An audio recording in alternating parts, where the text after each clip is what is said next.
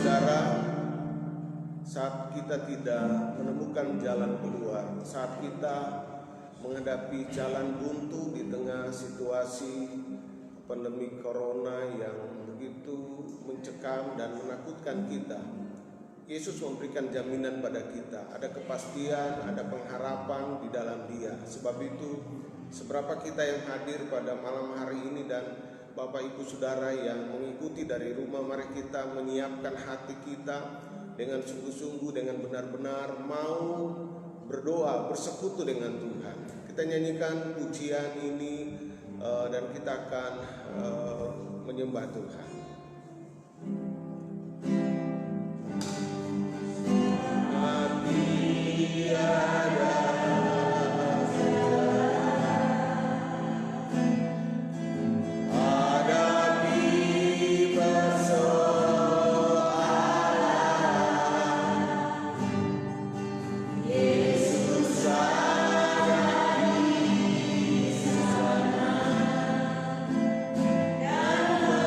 Dan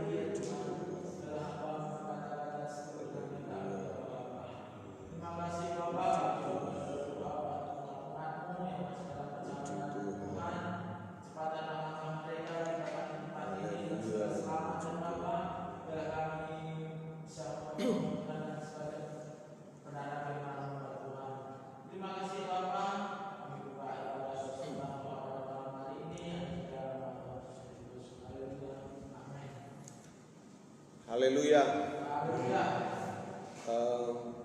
Kita percaya bahwa doa merupakan sesuatu yang esensial, sangat penting dalam hidup kita. Banyak orang tidak mau berdoa. Bahkan dari rumah ini pun sekarang ini hanya sekitar 4 orang yang menonton. Doa itu saya katakan banyak orang kurang menghargai doa.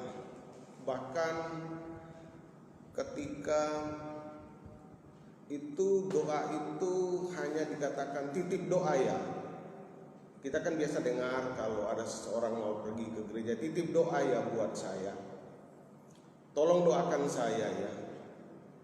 Apakah kita pikir bahwa orang itu akan berdoa untuk kita? Paling ya kita akan menjawab ya. Paling ketika orang meminta kita berdoa, ya paling kita jawab ya. Tetapi pasti kurang lebih 98% itu orang tidak melakukan doa apa yang dititipkan pada kita itu. Kita harus benar-benar menyadari arti doa. Doa itu kita harus hargai. Dan doa itu adalah satu persekutuan. Doa itu persekutuan. Saya mau sampaikan persekutuan pribadi. Bukan titipan. Jadi persekutuan pribadi kita dengan Tuhan. Kita bercakap-cakap, berkomunikasi dengan Tuhan. Jadi orang yang hanya memahami menitip doa itu, mereka beranggapan bahwa doa itu hanya satu permintaan. Memang di dalam doa itu ada permintaan juga, tetapi tidak semua itu berbentuk permintaan. Di dalam doa itu pertama kita bersekutu, bercakap-cakap, membangun hubungan yang intim dengan Tuhan. Haleluya. Jadi doa itu adalah pertama kita harus hargai karena itu persekutuan pribadi kita dengan Tuhan. Dan yang kedua, doa itu adalah hak istimewa. Hak istimewa atau privilege itu hak istimewa yang Tuhan berikan pada kita untuk kita pakai bisa bertemu dengan Dia. Doa itu adalah hak istimewa yang bisa kita lakukan supaya kita bisa ketemu dengan Tuhan. Kalau mau ketemu dengan presiden itu susah sekali, saudara. Ada banyak aturan-aturan, banyak protokol-protokol yang harus kita lewati. Iya, ya banyak aturan. Coba kalau saudara mau ketemu presiden, itu susah sekali, bahkan tidak mungkin. Masuk di protokol pertama paling udah dibilang itu nggak bisa, presiden udah keluar, taunya dia lagi di dalam atau lagi sibuk. Nah, kita bertemu dengan Tuhan, doa. Ada lagu berkata dia hanya sejauh doa. Tetapi kenapa kita umatnya, kenapa kita anak-anak Tuhan takut berdoa, tidak mau berdoa, hanya dititip-titip saja. Itu hak istimewa kita untuk ketemu dengan Tuhan. Boleh saya bilang bahwa doa itu adalah seperti surat sakti. Saudara tahu surat sakti? Misalnya dalam kondisi pandemi corona seperti ini, saya butuh ke Jawa. Ada terlalu banyak aturan-aturan yang harus saya lewati di jalan. Harus surat apa itu kesehatan lah dan sebagainya, tujuan lah harus jelas. Tetapi ketika kita mendapat surat sakti, misalnya dari Bapak Gubernur Bali, ini surat, kamu jalan saja, tunjukkan ini ada tanda tanganku, ada nomor teleponku, ada cap. Ketika kita jalan kita tidak takut. Ketika kita ketemu polisi dan mereka melihat, wah ini benar, asli. Itu semacam surat saksi. Jadi doa ini sekali lagi saya mau sampaikan pada kita semua, perhatikan baik. Ketika kita berdoa ini merupakan satu akses tanpa hambatan kita ketemu dengan Tuhan. Tapi kok kenapa begitu banyak dari kita anak-anak Tuhan cuma titip doa ya, tolong bantu doa ya. Coba tanya sama teman-teman, saudara pikir bahwa doa itu disampaikan? Oh iya, paling yes. Walaupun sudah di like lagi besar-besar jempolnya itu, cuma sampai di situ saja. Sebab doa itu adalah persekutuan, hubungan kita dengan Tuhan. Dan kita harus berdoa dengan sungguh-sungguh. Salah satu bukti kita berdoa tidak terlalu banyak pada malam hari ini. Mungkin ada yang memang masih dalam kondisi dia tidak apa-apa kalau memang ada sakit. Nah saudara, doa itu merupakan hak istimewa kita yang Tuhan berikan. Jadi sebab saat kita berdoa itu kita menundukkan kepala.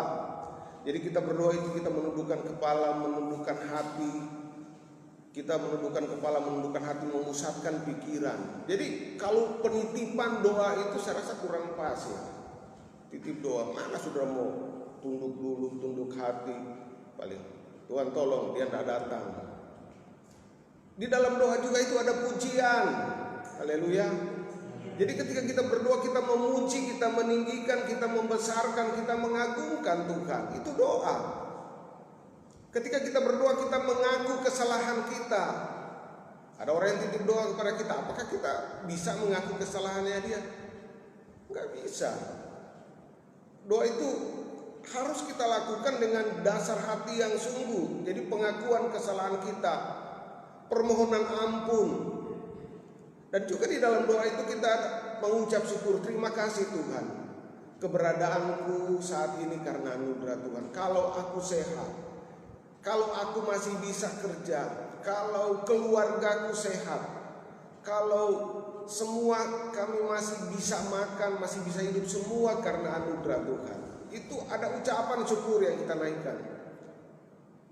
Jadi mari kita belajar. Itu doa itu sangat penting. Doa itu penting. Doa itu berkuasa. Ada kuasa di dalam doa. Dan doa itu efektif untuk kita ketemu dengan Tuhan. Di dalam Alkitab ada banyak tokoh-tokoh yang berdoa dan mereka begitu ditolong oleh Tuhan. Musa berdoa, ketika dia berdoa ada banyak hal terjadi. Ketika dia mengangkat tangan, maka terjadi kemenangan. Musa berdoa ketika bangsa Israel akan melewati Laut Kolsum, maka laut itu terbelah. Ada kuasa. Ketika Elia menghadapi bangsa yang begitu memberontak, yang tidak peduli kepada Tuhan, dan dia berdoa supaya tidak turun hujan selama 3,5 tahun, dan hujan tidak turun selama 3,5 tahun. Doa, ada banyak lagi tokoh-tokoh di dalam Alkitab yang berbicara tentang doa. Doa itu punya kuasa. Jangan saudara hanya datang ke ya gitu-gitu aja kok. Saya berdoa di rumah lebih manjur daripada saudara. Persekutuan doa itu sangat penting. Mari kita perlu perhatikan berdoa. Mengapa banyak orang tidak mau berdoa? Ada beberapa kemungkinan. Saya coba catat-catat di sini kemungkinan yang mereka punyai. Kenapa orang tidak berdoa? Karena dia tidak mengenal Tuhan dengan benar. Orang yang tidak mengenal Tuhan dengan benar, dia tidak mau berdoa. Sekedar menjadi Kristen yang biasa-biasa, Kristen duniawi yang tidak mau bertumbuh. Tapi kalau orang yang mau berdoa, dia pasti mau bertumbuh. Amin. Yang kedua, orang yang tidak mau berdoa itu karena dia tidak tahu ada kuasa yang besar di dalam doa. Tuhan kan berkata bahwa kalau kamu sakit panggil dan doakan, sebab doa yang lahir dari hati dengan iman ada kuasa yang besar. Dan ada yang ketiga, yang kemungkinan yang ketiga, kenapa orang tidak mau berdoa? Karena apa? Malas. Malas jangan dipelihara, saudara. Kita harus aktifkan, kita harus buat diri kita rajin. Daud, dia berkata bahwa hai jiwaku, dia membangunkan jiwa, dia membangunkan fajar. Yesus juga berdoa ketika pagi-pagi, dia berdoa. Ada beberapa poin yang ingin saya sampaikan pada saat ini. Mengapa kita harus berdoa? Pertama, karena Tuhan menghendaki kita berdoa. Amin.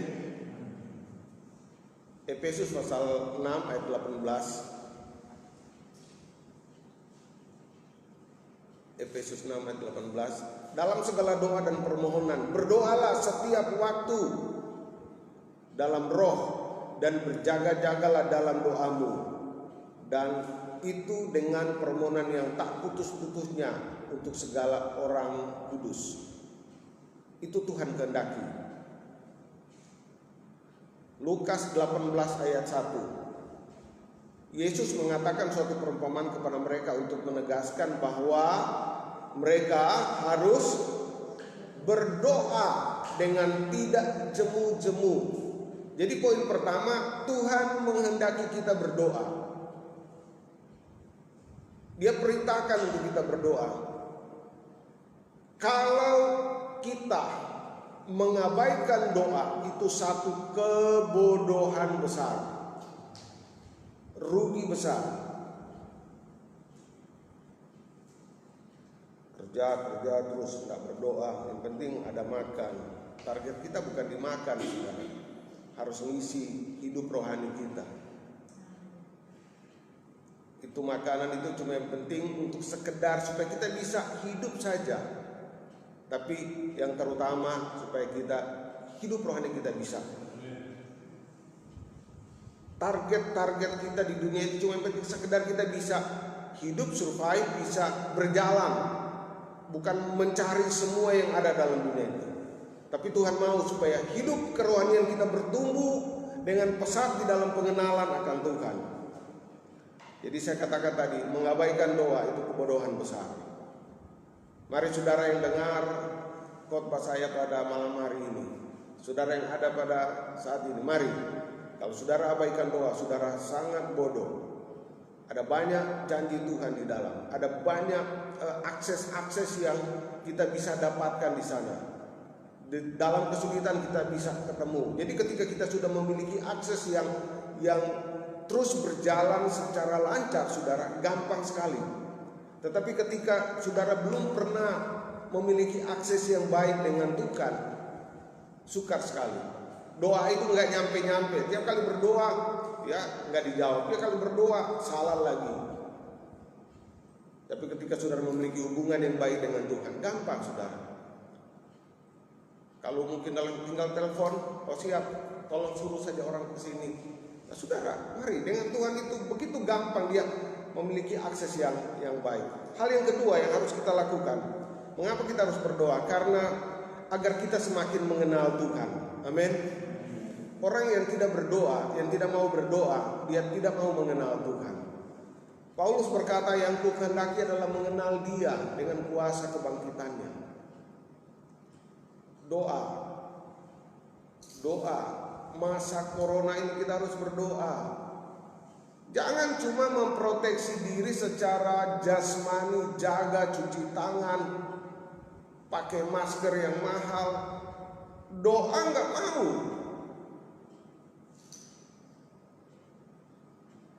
Virus tahu di mana dia mau cari orang-orang yang tidak ada proteksi Tuhan.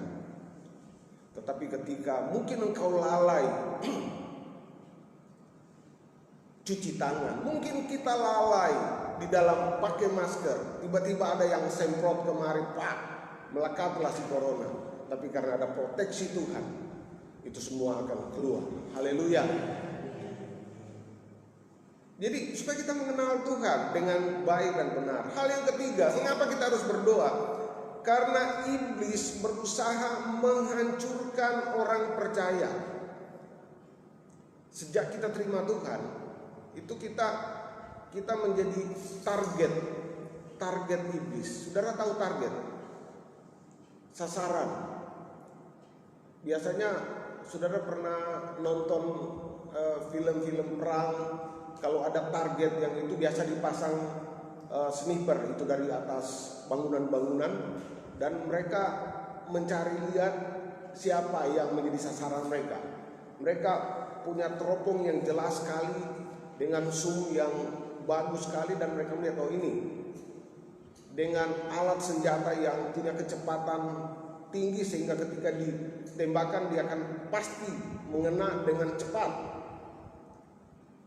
Sniper itu iblis menggunakan kesempatan, dia mencari celah.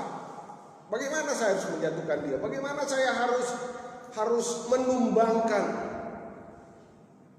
anak Tuhan ini? Bagaimana saya harus menumbangkan gereja ini? Bagaimana saya harus menumbangkan hamba Tuhan ini? Itu dia akan cari setiap kelemahan. Sebab itu kita perlu berdoa. Saudara perlu berdoa untuk saya, dan kami juga berdoa untuk saudara. Saling mendoakan, dikatakan dalam Alkitab, saling mendoakan. Saya doakan saudara, saudara doakan diri sendiri, dan juga doakan kami. Haleluya. Karena kita memang sasaran iblis, saudara. 1 Petrus pasal 5 ayat 8 dikatakan, sadarlah dan berjaga-jagalah, lawanmu si iblis berjalan keliling sama seperti singa yang mengaum-ngaum mencari orang yang dapat ditelannya. Jadi dia jalan keliling, dia mencari siapa yang dapat ditelannya. Dia cari target-targetnya murid Kristus. Sasarannya adalah orang-orang yang benar, sasarannya adalah orang-orang yang sungguh-sungguh. Kalau orang-orang yang malas-malas berdoa ya nggak sasaran lah, percuma. Kalau orang-orang tidak takut akan Tuhan, ya sudah, itu sudah sama-sama. Tapi sasarannya adalah orang yang sungguh-sungguh. Nah, dikatakan Alkitab menjaminkan proteksinya. Walaupun panah api berterbangan di waktu siang, di waktu malam, itu tidak akan menimpamu pada orang-orang yang dekat dengan Tuhan, pada orang-orang yang suka berdoa. Haleluya. Iblis akan gunakan semua cara untuk menghancurkan kita. Hal yang keempat, mengapa kita perlu berdoa? Karena kita butuh banyak hal, ada kebutuhan. Yakub 4 ayat 2, kamu mengingini sesuatu tetapi kamu tidak memperolehnya, lalu kamu membunuh, kamu iri hati, tetapi kamu tidak mencapai tujuanmu, lalu kamu bertengkar, kamu berkelahi, kamu tidak memperoleh apa-apa karena kamu tidak berdoa. Jadi kita butuh kebutuhan ini. Memang ini merupakan poin yang terakhir. Setelah kita menyembah Tuhan, menikmati hadiratnya Tuhan, setelah kita ketemu dengan Tuhan baru kita sampaikan, Tuhan aku butuh ini. Belum duduk kita sudah sampaikan, Tuhan aku butuh ini, butuh itu, butuh itu, butuh itu. Saudara, doa itu percakapan komunikasi dengan Tuhan yang baik. Hal yang kelima, yang terakhir, doa itu menunjukkan ketidakberdayaan kita. Haleluya. Kita tergantung pada Tuhan. Kita berkata, Tuhan tolong saya. Jadi ketidakberdayaan kita, ketidakmampuan kita, mari kita miliki doa yang sungguh kepada Tuhan. Sebab dengan doa kita akan melihat hal-hal yang besar, yang luar biasa, yang Tuhan akan kerjakan pada kita semua. Berdoalah, sebab dengan doa kita akan melakukan atau kita dapat melihat perkara-perkara besar yang Tuhan kerjakan pada kita semua. Kita akan berdoa pada malam hari ini. Bagi siapa yang hadir pada malam hari ini di sini, dan juga bagi Bapak Ibu Saudara yang ada di rumah, kita akan berdoa bersama-sama. Sebentar saya mungkin 1-2 lagu kita nyanyikan, saya akan matikan, saudara bisa berdoa di rumah masing-masing.